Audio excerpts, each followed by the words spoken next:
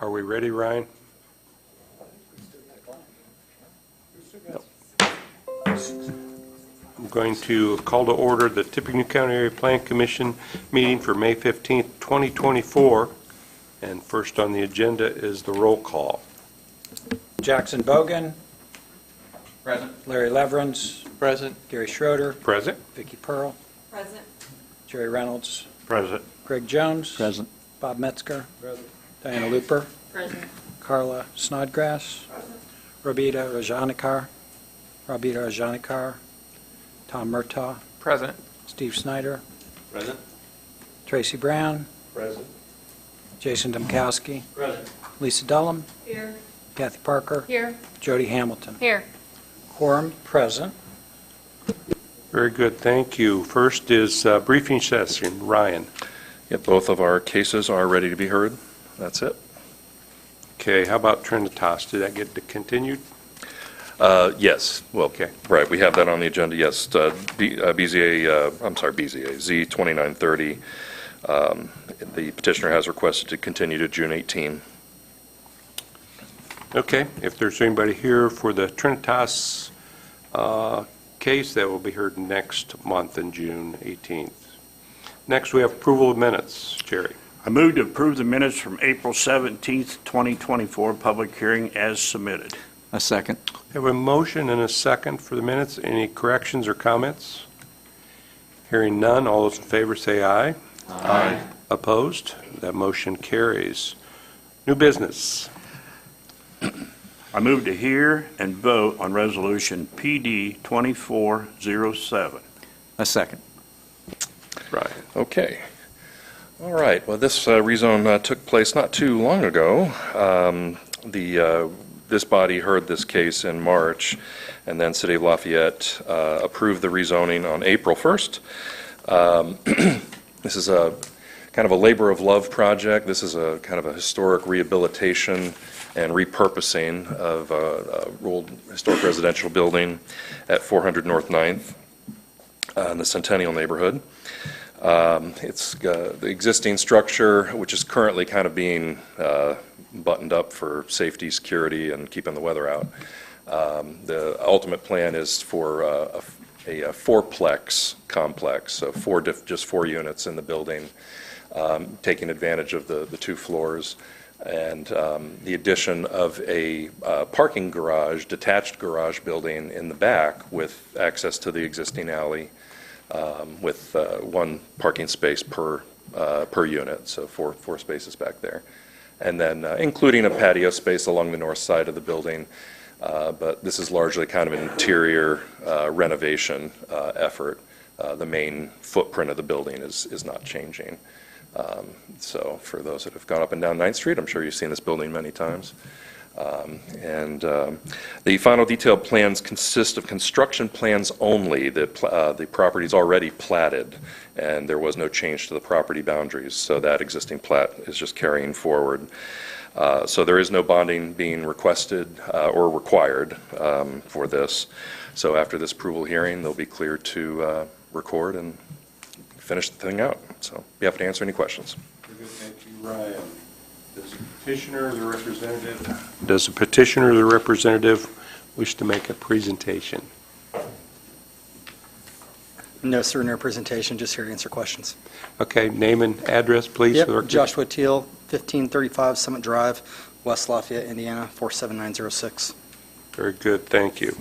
Anybody from the audience wish to speak to this? Questions or comments from the board? Hearing none, we have a yellow ballot.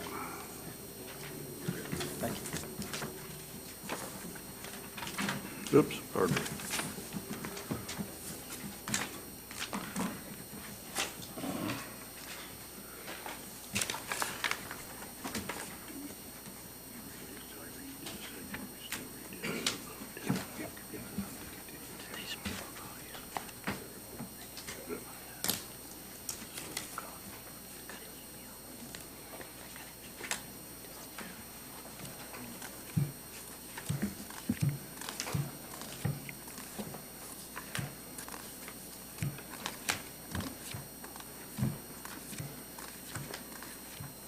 We have a unanimous ballot for approval.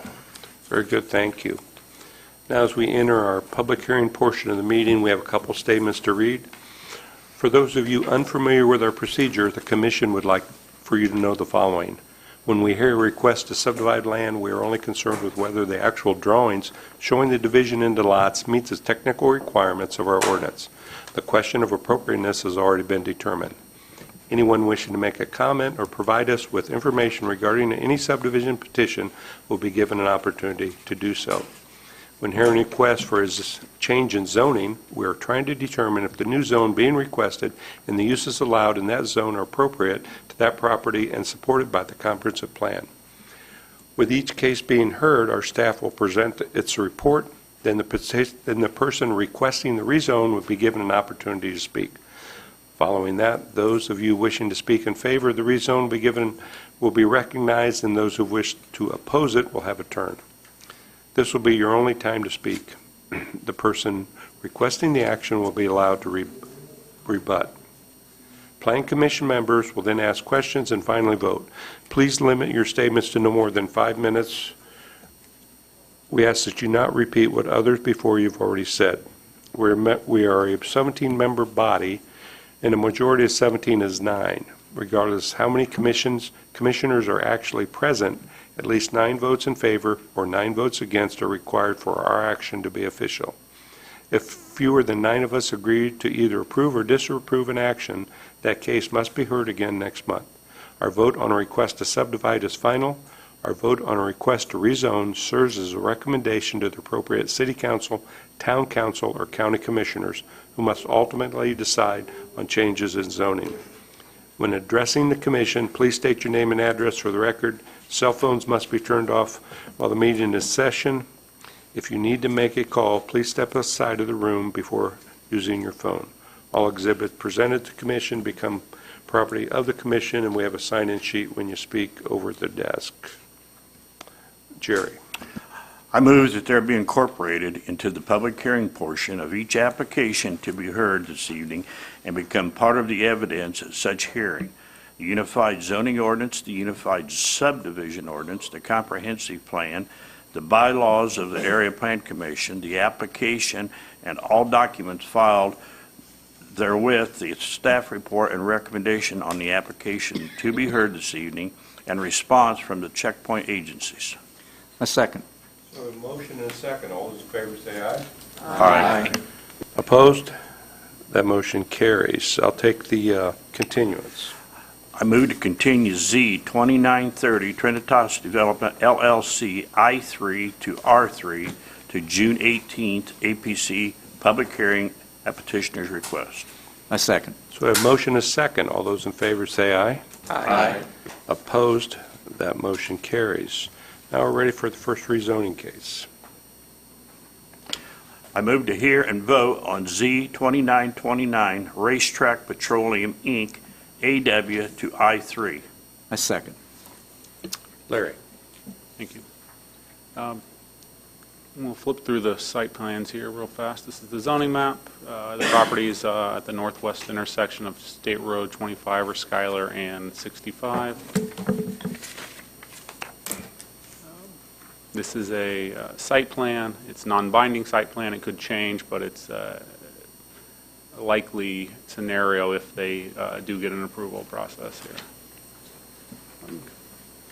This property is currently zoned agricultural wooded.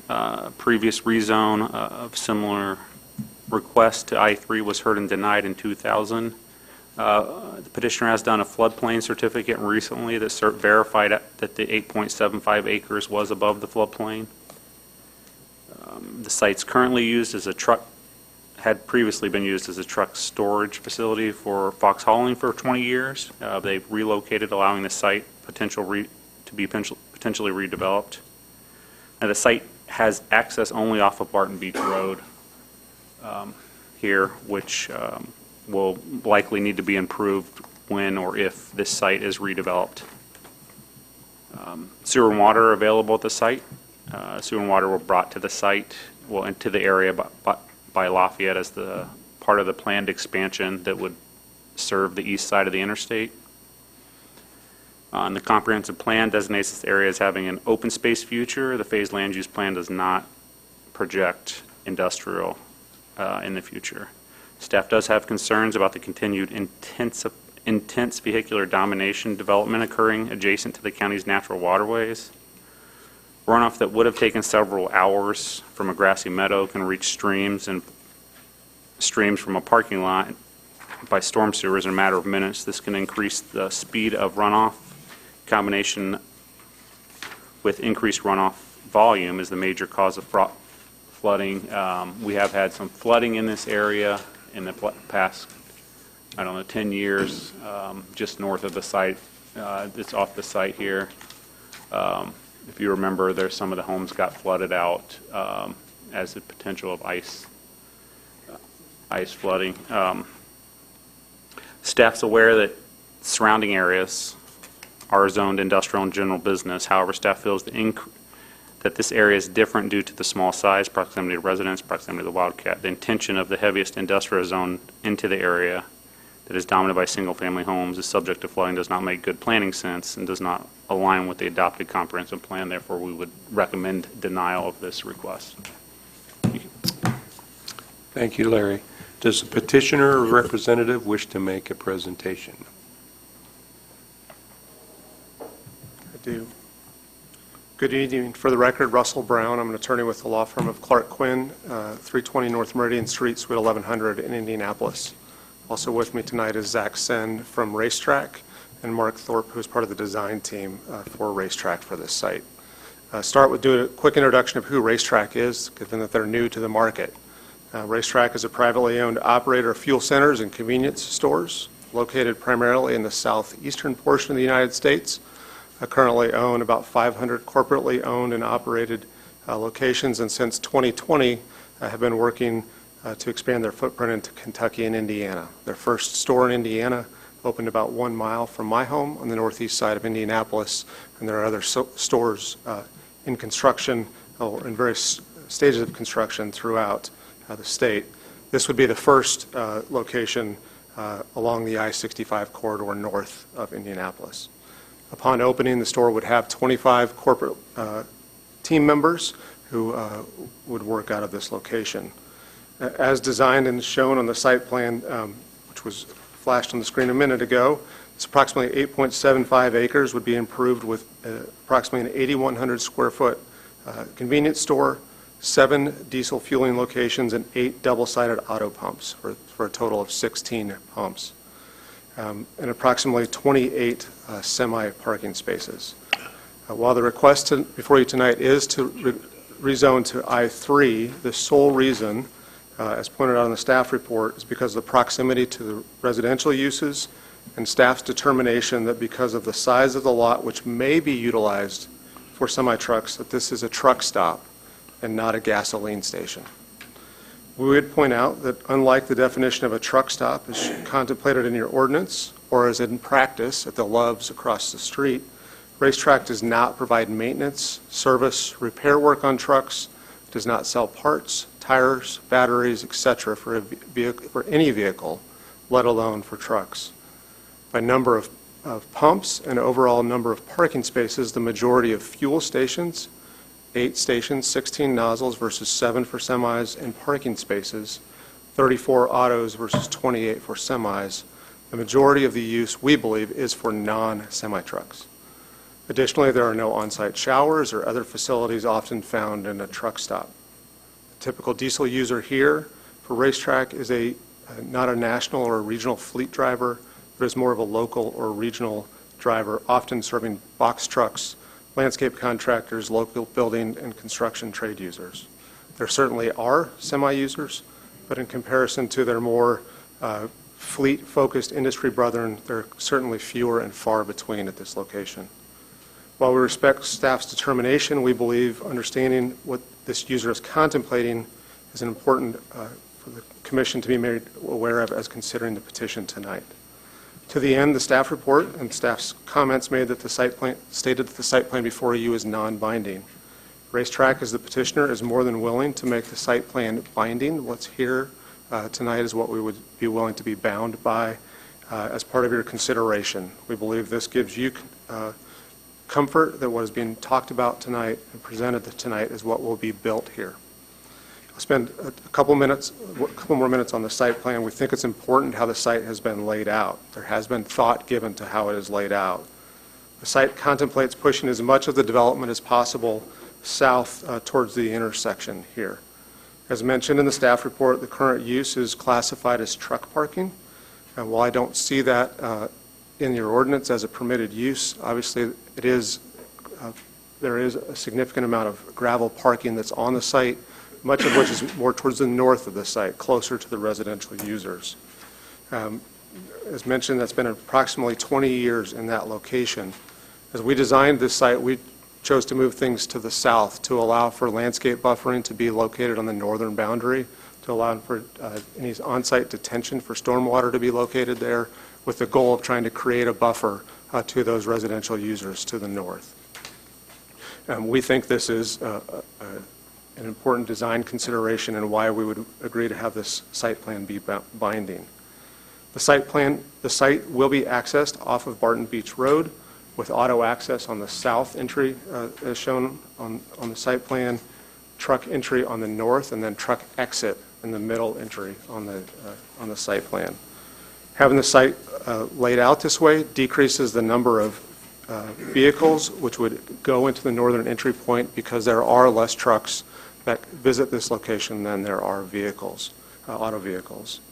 The development will require the enlargement and improvement of Barton Beach Road and will require the extension of public utilities north along that same road at the expense of the petitioner. Given the limited number of residential users located along this portion of Barton Beach Road, which dead ends north of this proposed development, it would seem unlikely that either those extensions of public infrastructure or right-of-way improvements would occur in the near term without Racetrack's private development of the site.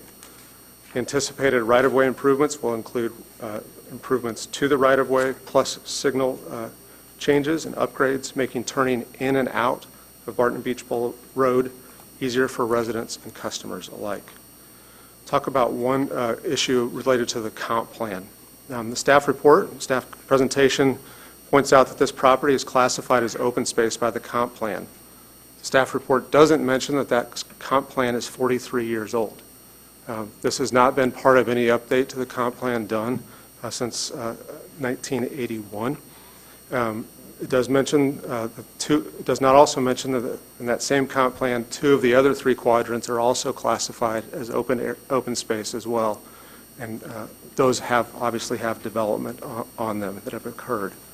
This is the only quadrant which there's been no significant development activity on in the last 43 years. The portion of the intersection was included in the study area for the Heartland Corridor Plan, but no updates were given on the land use. That's the same as what was across the road, across 25. We do think this is an important fact given the significant passage of time and changes in the area which have occurred over the last 4 decades. As it is currently used as an unpaved outdoor truck storage area. While I would suggest this is probably not the highest and best use for a gateway corridor in your community, I think it is important to know that that's what's been going there for a couple of decades. In addressing what commercial development adjacent to 65 in the Heartland Corridor should look like, the plan indicates that a broad use of commercial development, including general highway commercial goods and services, which include focusing on community as a whole, nearby community uses, and adjacent and commuters passing through should be pursued. We're of the belief that the racetrack's use will be the type of retail, fuel, and convenience user who does just that, serving all types of users, including residents and commuters alike. Tangentially, I would also just mention that this, as mentioned by the staff, that this until last year was not an area that was eligible for improvement because it was considered a floodplain or floodway in your floodplain zoning classification. So this site is not included in that any longer, given a floodplain certificate. None of the remaining areas along Barton Beach Road have been removed from that designation. We think that that may be part of the reason that no development has occurred here in the last 40 years. I will wrap up. We do have, Mark is here to talk about drainage, if there's questions about how drainage would be handled on this site, given the sensitivity of the location to Wildcat Creek. We did hold a neighborhood meeting in early April, and there are some neighbors who are here to talk and express their concerns, and I know that there are letters in the file as well. But we do believe that this is a user. An experienced corporate operator can exist in harmony with residential users. Racetrack has built their brand on having stores which are cleaned, well-maintained, and well-staffed that compete with their larger competitors by that distinction. We believe what's presented here with property which has nearly 900 feet of frontage along the I-65 exit ramp provides a realistic opportunity to provide for a responsible commercial development at the gateway of your community. As I mentioned, Racetrack is willing to commit to the substantial conformance with the site plan as a condition of recommendation to ensure that to this commission and the community that no other I-3 use would be considered here without additional public consideration and public process. With that, we would incorporate our materials into the record and ask for your favorable recommendation this evening. I'm happy to answer questions of the commission. Very good, thank you. Anyone else wishing to speak in favor of this?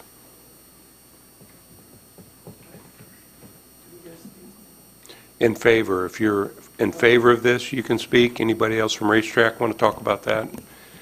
If not, we will go to those.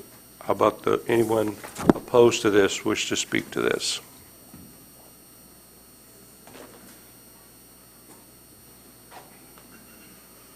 Yeah, I don't want it. I have property. Just need your name and address, please. Oh, Tracy Layton. I live at 4827 East 300 North, Lafayette, Indiana. We have property on Barton Beach. There is tons of people that live back there. We don't need another gas station out there. We've got 3. It's so congested right there. Traffic wrecks all the time. Why do we need a 3rd gas station? And it's opening it up for theft and all kinds of bad stuff. They got places for semis to just sit and park. Really? It's not good. Plus, it's residential back there. They're going to have lighting there. Are they going to be disturbing all the residential people? I just totally against it. Very good, thank you. Anyone else?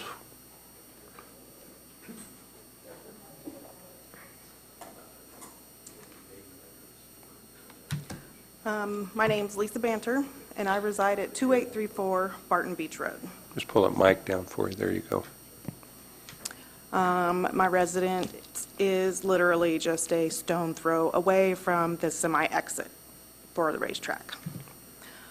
My house isn't much to look at, but it's my home, and I love my home. There will always be hundreds of people in and out of this station every single day. To you, they are sales and profit. To me, they're strangers. Thousands of people parading around my neighborhood daily, weekly. I am outnumbered, and as a result, you are increasing my and my family's chances of being a victim to, a violent crime, mugged, home invasion, sexual assault to anyone in the neighborhood. Clean water. Where is the assurance that your petroleum runoff will not enter the county creek and even into the soil through the leaky lines? I want more than your word. Let's face it, we don't have the money to combat you if it's polluted.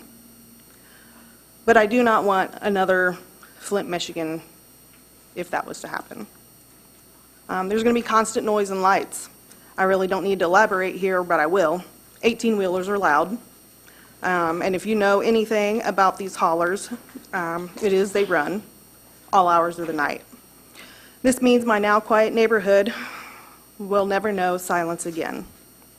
This will not be white noise we will get used to. This will not be background noise my dogs will grow to ignore. When we moved in, we knew of the 2 or 3 that would be going in and out daily, which is fine. It's not tons of them. They like renting trucks. They like the renting trucks. They'll be barking all day. It isn't because they're not trained. They're trained to alert approaching vehicles. Well, the 12 vehicles on our road daily will increase if we proceed. This will deteriorate our quality of life. And the lights, 24 hours a day, we are as close to living in the country as you can be while being in the city. No amount of trees you plant deaden the light or deafen the noise. Privacy. Our privacy will be gone. Our home, garden, yard, vehicles, and us will all be exposed. Our property value. Please explain how your 24-hour truck stop will impact my property value. From my perspective, I don't see how you're going to help it. Long story short, if your plans are executed, you will be executing our quality of life. You will be stealing our happiness and our home. In closing, I would like to ask 2 questions. 1, are any of you willing to let me come and camp out in front of your house? I want to plan a block party, planning a 22-hour stay, a 72-hour party with the DJ and the space. Any takers? Didn't think so. And 2, if you're not willing to host a block party for a weekend, why would you force someone else to endure the risk 24 hours a day, 7 days a week, 52 weeks a year for the foreseeable future? Does that sound fair to you? I don't think so. Done. Very good, thank you. Anyone else wishing to speak against this?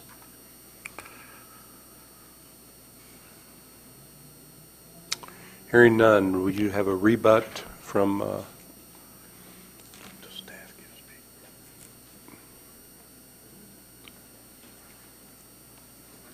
going to ask Mark Thorpe to just talk briefly about drainage and what Racetrack does as a company, about how they design their sites related to some of those issues. Okay, thank you. Good evening. My name is Mark Thorpe. I'm with Y Engineers. We are land surveyors and civil engineers for this project. For the record, our office is located at 10505 North College Avenue, Indianapolis, 46280.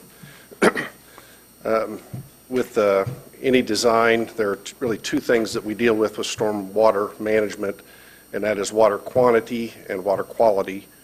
Water quantity is very specifically spelled out in the drainage ordinance as to how to maintain that. And typically what that's done is through detention ponds. It's a way of holding the runoff and so that it releases at a much slower rate. So while we are putting a lot of hard surface on the site, and it would be a lot greater runoff if we just let it run directly off, we're not doing that. We have a specific ordinance to follow, and matter of fact, the ordinance was written by Christopher Burke, which is probably the leading drainage experts in the Midwest. And then they also review the projects to make sure that we follow those ordinances as well. So that's water quantity. It's stored in detention and released at a much slower rate. Water quality is a way of making sure that that water is cleaned up before it leaves the site. And that is done through a number of ways, but there are, again, requirements that need to be met and spelled out in the ordinance.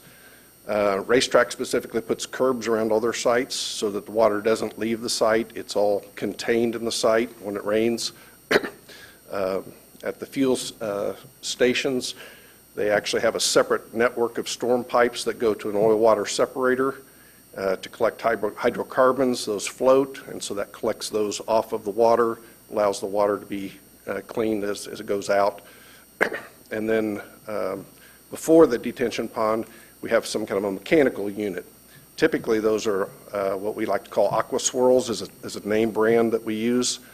It's a centrifugal type of system where it spins in that structure, and all the surface product of the hard surfaces go outside and fall. So that could be dirt, sand, paper, cigarette butts, anything that's a pollutant that's a solid gets trapped in that.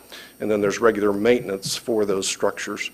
And then the pond itself, depending on how the pond is designed, a lot of times that acts as a water quality feature too, that any particle that doesn't get caught in the water quality unit, then those settle out in the pond basin itself as the water raises and lowers. So there is a series of treatments that take place for water quality, and those would all be, again, reviewed by the local jurisdiction and for approval. I might just mention the outlet into Wildcat Creek would also require a state permit, a 401 and a 404, and those check on wildlife. If it affects wildlife, they look at how the water leaves. Does it disturb the channel? And there's a lot of things that the state will require as well. So it's not only local, but it does go through state as well. So thank you. Very good, thank you. I will add one comment to that explanation, that the oil water separator is not typically a local requirement or a state requirement. That is an above and beyond measure that Racetrack as a corporation puts for those areas, specifically for those the semi areas. I'll just respond to two of the comments from the remonstrators. Racetrack as a company utilizes dark sky compliant lighting. So dark sky compliant lighting generally is just that, intended to be that there is no light spillage to surrounding properties, that it does stay within the boundaries of the property. It can also be called fully cut-off lighting. So that is a corporate standard, regardless of local jurisdictional requirements. That is something that they do that is above and beyond actually what most communities in Indiana have as their lighting requirement. Secondly, I would point out a couple things on the site plan that's here before you. You'll notice that we actually propose to move the entries into this property further away from any residential users. So those, you can see as this is overlaid on the existing site, the existing entry on the north side is closer to residential properties than this is. We've moved them further south. And again, I've tried to do, by splitting the traffic, try to decrease the number of trips that will actually go to the north part of the site. I have not driven. Barton Beach does not connect anywhere. It is a dead end, to my understanding. So there is no reason for anyone leaving this site to go north and out of the site, and that will be very clear to those leaving the facility. And I'd also point out that there are no residential uses on the west side of Barton Beach either. So all the traffic will be south of any existing residential users at this location. With that, the Racetrack team is happy to answer questions of the Commission, but request your favorable recommendation this evening. Very good, thank you. Questions or comments from the Commission? Jerry. Mr. Mike. Mr. Chairman, I have a couple concerns. Originally, you proposed that this was not going to be a truck stop, but I see now that it's moved from 8 or 10 parking spots to 28 trucks now can park in this small area. Is that what I just heard? I believe there's 20. Okay, 25, 28, Okay, so there was going to be. And then my second concern is, as a representative of the city of Lafayette, and even though we're not in the city, it's in Fairfield Township, I've been on that road many times in a fire truck, and there is no way semis can get back Barton Beach Road. And my question is, how wide are you going to widen Barton Beach Road? Because we can't even get off of that road with a tanker or we're stuck. And there's no other emergency access back there except that road for those people. And when it floods, or we have water rescues and so on back from the Wildcat, we have to have emergency vehicles to be able to get clear back to the river. And that river is at the mouth of the Wabash and the Wildcat, and I've been back there many times, that when it floods, it comes up Barton Beach Road. It doesn't come out of the Wildcat. It comes up the road and floods up the roadway.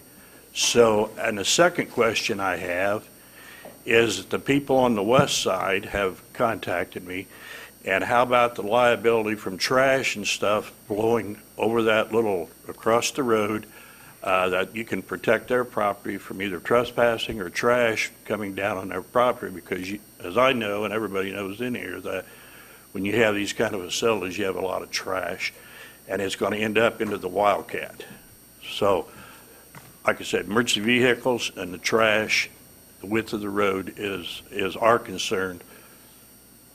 I'll let Zach Sen from Racetrack talk about what their preliminary traffic study talks about for improvements that are necessary at this location for right-of-way improvements, because I think that will answer at least the right-of-way question. I'm Zach Sim with Racetrack, 200 Galleria Parkway, Suite 900, Atlanta, Georgia. When we started this process early on, the first person we approached was NDOT. We have been going back and forth now, I think 2 resubmittals with them. There are improvements to Barton Beach Road. Right now it's too narrow for semis to navigate it. So we will have to widen that road. It will all be on our property, and then we will donate the right of way, or we can for maintenance. How wide? But there will be some dedicated left and right turn lanes off of Barton Beach. I understand. How wide? We're going back and forth with the design of that, but it would be up to NDOT and semi-standards. So we're passing something and don't know what our route going in is. Is that what you're telling me? Say that one more time. You want us to pass this, but we still don't have a clearance on how wide the entrance is going to be to protect the people that's back there and the emergency vehicles that have to go back. This will be the NDOT standard, so it'd probably be, I guess, 30 feet, 30 foot wide at bare minimum, all the way to the extent of our project. Wider than 30 feet wider than the road. No, we would have, or the rod on the road would be about 30 feet. And then the Barton Beach Road would still be beside it? Or are you talking that includes Barton Beach Road? We're widening Barton Beach Road. It would be, so on the site plan, you'll see the existing limits of right-of-way. There's existing limits of right-of-way. NDOT, as you can appreciate, and I'm coming to appreciate, NDOT controls all of that design. So whether we wanted to do it to 200 feet or 50 feet, NDOT will tell us what the design is going to be at this location because they control this intersection. So I can't stand here today and tell you what it's going to be because NDOT has not told us what they're going to require at this location. It is going to be designed and built to their standards to have semi-truck traffic entering and exiting this location. If you have right turn lane, a through lane, a left turn lane, and a turn lane in, you're at least at 48 feet of lane width that would be required at a minimum at the southern mouth.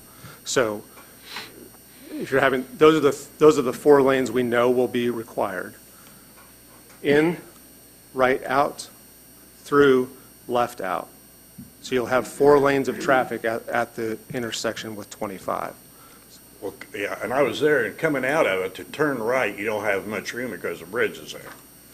All right, there's hardly no room to move on the west side. So that's why, if you'll notice on the site plan, it has moved significantly further to the east along there where the right-of-way is. That's where you're doing 2 things. One, you're cognizant of what design challenges you have, the bridge being that there, also trying to line up with what's south of 25. So those are the 2 design considerations about where the right-of-way will be improved, but you're right.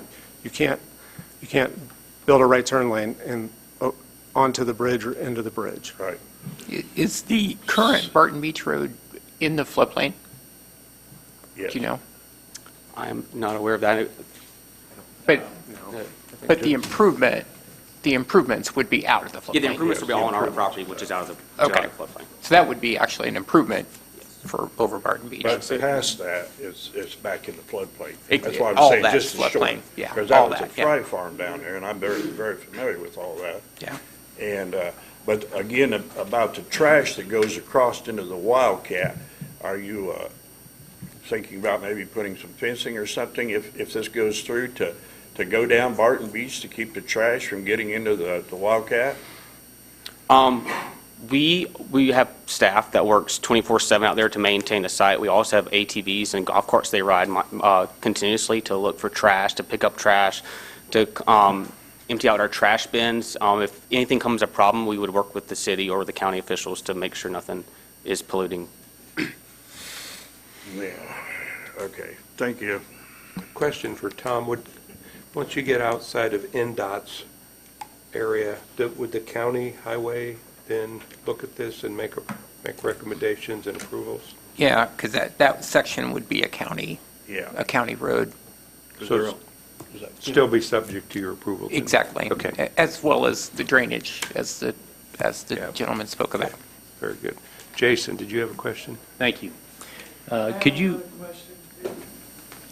Could you speak to the buffers that were mentioned earlier in some more detail between the property and either the roadway or the residential areas? What factors have been considered in those buffers? Yeah, a couple of points. One is, so on the site plan, you'll notice that we pulled all of the landscaping to the edge of the parking lot. The goal being to have that, to create as much green space.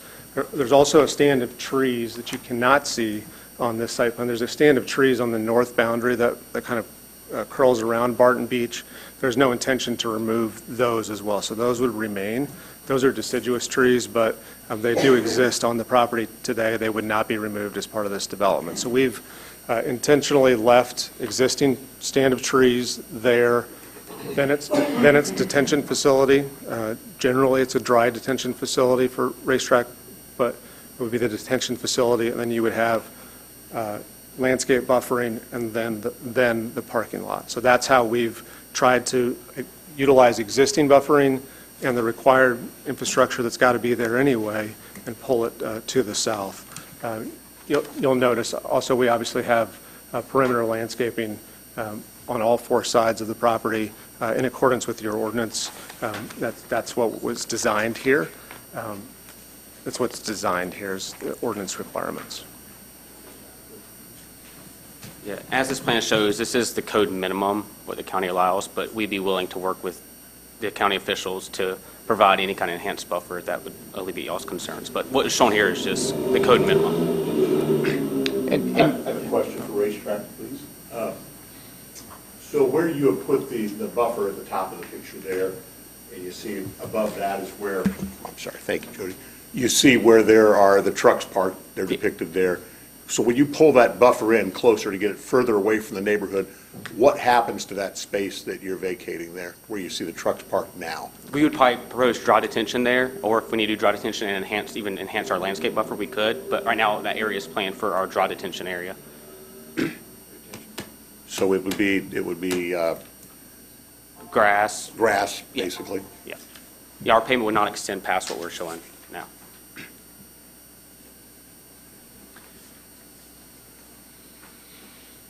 Thank you. Other questions or comments from the commission? Mr. Rubin. Yeah, just one question. Appreciate the willingness to increase the buffer yard, and I think the neighbors would probably really appreciate that, but I'm not sure how we do something here. If we're going to vote on this being a binding site plan, which I think somebody will make a motion to do, how do we go about making sure that we can increase the buffer yard since they're willing to do it? And I'm pretty sure the neighbors would appreciate that.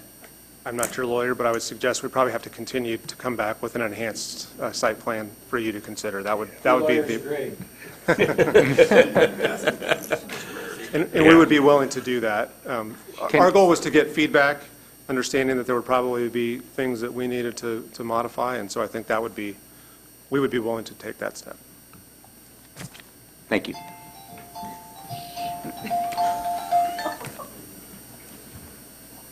Mr. Chairman. Yes, go ahead. One Jason. other question. I'm going to put you on the spot here. You may not have this information now, but maybe at a later time. The distance between, in feet, from this property to the Wildcat, for comparison to the distance between the Wildcat and the truck stop across the street to the Wildcat? I don't have that info. I don't I have didn't that think you would. I should have thought of it, but I did not think of that. But in I think preparation. that's a factor for us to consider. Thank you. It's a factor to me because my family owns that property. I don't think we're going to Ma'am, hear... it's time for this body up here with these folks to ask questions. So if someone had a question of you, they could ask that, but I think otherwise, the time for public comment is over. Okay. Thank you. Sorry. It's all right. Just so. Excuse me, one point of order about Yes. the commitments. So you can commit to increase buffer yard, but you can't commit to a site plan per se. Okay. That would be a plan development. Okay. So, but they could commit to definitely an increased buffer yard, so they could come back, next time, in June with a commitment, increasing the buffer yard to a certain, dimension. That would be allowed. Brian, would you happen to know where that entrance comes off, how much control the state has to allow them for the width of that road? Does that go clear to the entrance of their property to widen? Well, it would be a county road, so it would be up to county highway. And it would be the county's responsibility then to make that whatever width it was? Yeah, excuse me. Okay, Larry, I think can sound off. Yeah, it would work similar to the way the previous truck stop did, and we worked with the NDOT, but under county's guidance. And more than likely, we would see a road improvement similar to what is on the other side of the road. That's a dead end. I know we pulled trucks in, and if there are possible emergency vehicles could block that whole entrance with tankers or whatever it needed to be, and that truck stop would be blocked off if it wasn't wide enough, just because emergency vehicles waiting to get back to the incident, whether it be water rescue, fire, whatever it is. So that could be a possibility. It has been blocked, believe me, many times, but I'm just saying that then what's racetrack got to come back to the county and say, hey, you can't block our drive. Well, I think if that were to happen, I would assume that blockage would be to the north. So in other words, there would still be an entrance, at least two other entrances that would be access to the south into racetrack. But they're only using one entrance off of Barton Beach, right? No, there's three. There's three entrances off of Barton Beach. Right, but it's all off Barton Beach Road. Correct. It's not off Exactly. 25. No, it's all, Right, yes. that's what I'm saying. Okay. So Barton Beach Road, we would choke that thing up pretty heavy. Yeah, but now it'll be improved all the way to the northern border. So in other words, you wouldn't block up here, you would block back there. Okay. So my question for the committee is, why are we going from an agricultural woodland area and turning it into industrial?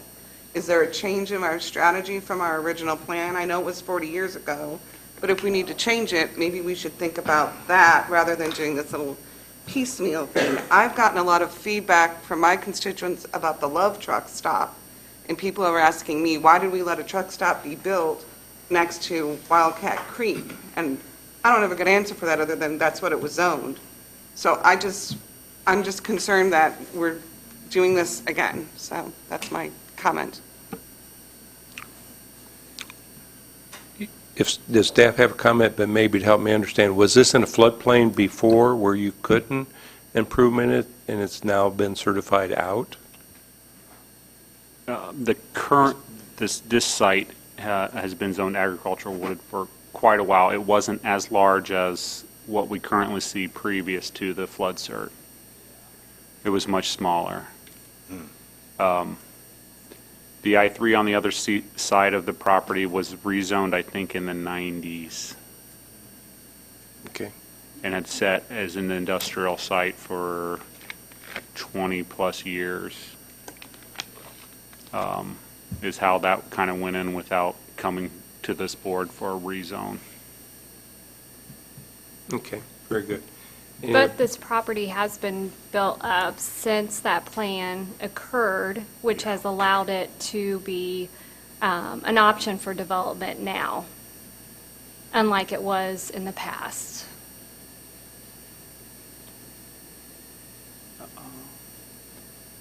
I'm not that familiar with some of that answer might have been in the 2000 rezone case, and we just didn't have the documentation on that case that we have now. I think Yeah. Mr. Fox may have some information answer, yes. in regard to that. Yeah. Thank you. My name's Bob Fox, and I own that property. Just give us your address. My if you- address is 8201 Wyandotte Road, Lafayette, Indiana. Little history on that property down there is, first of all, I'd just like to say, these fine neighbors that are back here, we've been running semis up and down there and parking there, and they've been very, very good to us. I haven't heard a lot of complaints, and we tried to get in and out, just because we expanded and we had so much, we needed some more room. They've been very, very good to us. And the thing about it is, though, we've been running semis in and out of there for years, and we've been passing semis in and out of there. The answer to your question about how wide the road was going to be, it'll be designated by the Tippecanoe County Highway. Okay. They have to go by whatever they tell them to go. When they get out to the intersection, the state will tell them what that's going to look like. So the state goes clean in to where the culvert goes underneath the road. That's all state right away. It's not up for option. They'll tell them how to do it and how big it's going to be. And that's why they put the light there. The Love's gas station over there, they spent $1 million to put that stoplight there. And then that also took the new road down to the Ware Road Bridge. The other thing is that it's been about 10 or 12 years ago, but Area 21, which all you should be familiar with, that was to develop that intersection. That's the whole purpose of that money. Ed Steiner, myself, everybody on that up and down through there spent $8,000, $9,000, $10,000, depending on how many acres you had, to bring water and sewer out to that intersection. They didn't bring it out to be residential. Area 21 is a commercial site right there on all four corners. That's what it was for, to develop that corner. Now the other situation is, and you can see it all over, when you have, you're sitting there on the corner of the I-65 and the Hoosier Heartland. Big, big intersection. You can go down Indianapolis, go anywhere. The biggest intersection's got 4 gas stations. Why you have to have 4 gas stations on every corner, I'm not sure, but evidently they all make money because they stay in business. You go south out of Lafayette, you got to go all the way down to Lebanon to get gas. If you go north, you're up to 18, 24, something like that. So why is there another gas station here? Because that's what happens on these huge, big intersections. That's just what they do. It have water and sewer there. It could have been a hotel. It could have been a big restaurant. It still could if you don't pass it. But these guys are the ones that come along first. They wanted to buy it. If you've ever been down in Florida or Georgia, they make the cleanest, best gas stations because they're all brick and they're nice facilities. And they're going to be the best gas station on the corner. And on your comments about trash, I mean, these guys, we have Barton Beach Road and then the dirt. Loves is sitting down there on the creek. Right. Where's their trash go?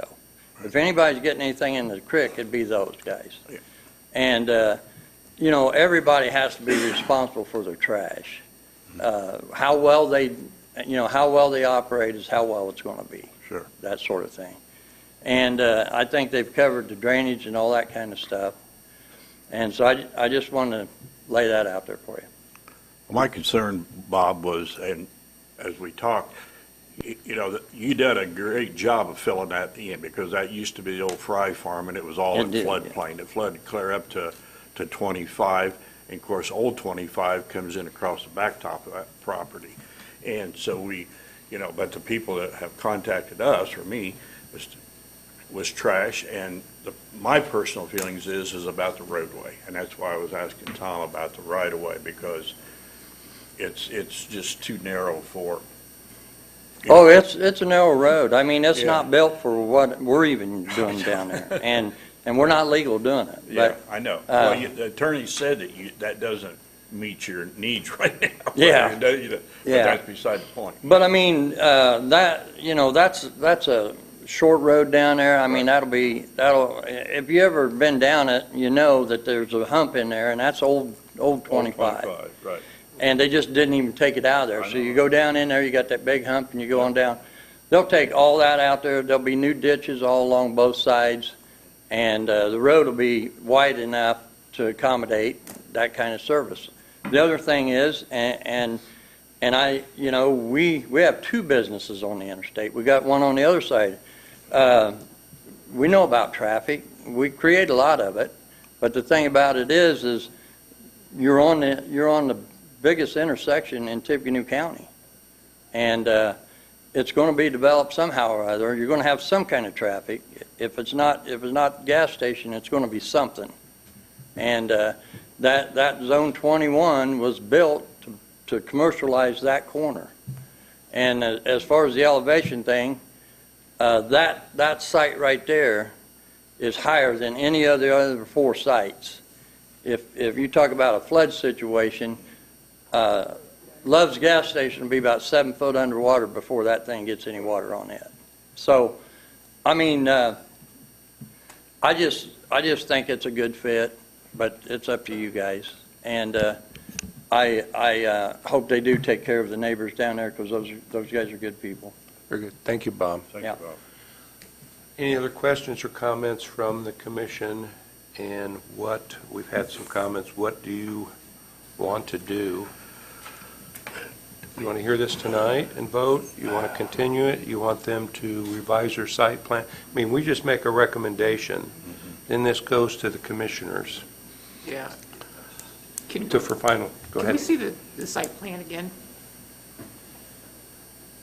So I'm a little bit confused. So are you proposing that the site plan be different than what you, okay.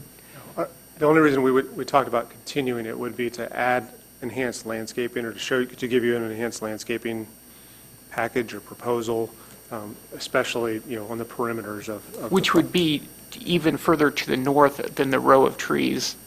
Yeah, it would either be, double staggered, or, something along those lines. So it would be enhanced specifically, trying to address those concerns to the north. And Tom, they could commit to the increased buffer yard requirement as a formal commitment. So if they continued a month, that would give them sufficient time to prepare that commitment. And that could be reflected in their proposed site plan, but it would be sort of codified as, the required buffer yard shall be increased to X number, along this portion of the property. And have we done that in the past, a commitment on a buffer yard? I believe so. We have? Yeah. Because that's going to be then attached to the deed. Yeah. And so any future owner would have to commit to that buffer yard. Yeah, commitments you can essentially, restrict in development standards, further restrict what the ordinance allows and commit yourself to that restriction. So in this case, you're allowed X, or you're required X amount of buffer yard. Well, I'm going to go above and beyond and commit to that more restrictive number. That, of course, would be a wider buffer yard. So, Ryan, you mentioned something, the fact that if it was a PD, then it changes all the buffers. right. Well, a planned development zone is accompanied by a site plan. Okay. And so, so they potentially could refile this entire case as a planned development. Then the site plan and any architectural requirements we impose on them And then we would see be the zone. And so And we would see then the entrance and everything Correct. would be laid out. yeah, that's how you get out of non-binding site plans, is you bind them through the planned development zone. So, Ryan, could they require a bermed buffer area to help with the sound? well, they certainly could propose it. That wouldn't necessarily be something they could commit to, because there's no requirement for a berm. There's a requirement for landscaping, type C buffer yard, that sort of thing. So they could increase it, instead of the 30-foot, we're going to give you 40, for example. But to say that they commit to a berm, they couldn't commit to that. They could promise it, and you can take their promise as you like. But in a plan development, different story. Yeah, plan development we could require, because you control the site plan. It's landscaping, building location, footprint, all that is part of the zone in a plan development. So, Thank you. not so for by right.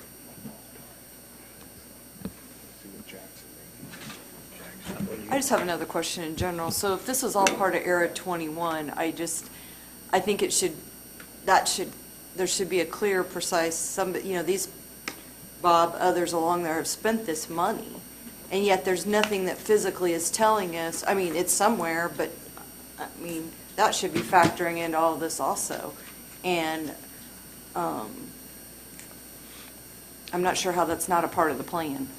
Yeah, and to Lisa's point, I think the reason this wasn't developed was because it was originally floodplain. Right. And now it's not floodplain, so now it's, at the corner, as Mr. Fox stated, a major intersection.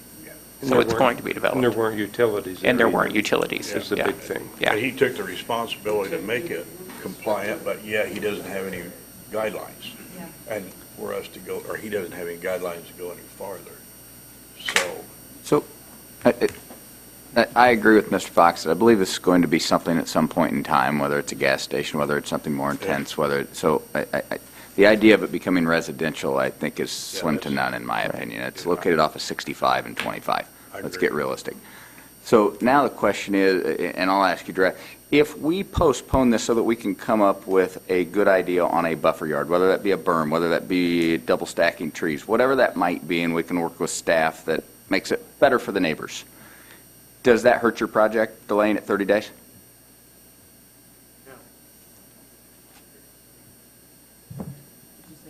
I said no. Oh, okay. I'm sorry. I wasn't to the microphone. No, Then I'd like to make a motion to continue this until the next plan meeting to allow time for racetrack and staff to put together a commitment for a larger buffer yard, more intense buffer yard, to better assist the neighbors. Do we have a second? A second. So we have a motion and a second to continue this, to work on that buffer yard. Comments on that motion, discussion? Staff, you good with that? Yes. Thank you. Hearing none, all those in favor say aye. Aye. Opposed? That motion carries, so that'll be heard next month, and as we get a new plan, you'll have more opportunity to speak to this. So we're not taking any action this evening. Very good. Thank you, guys.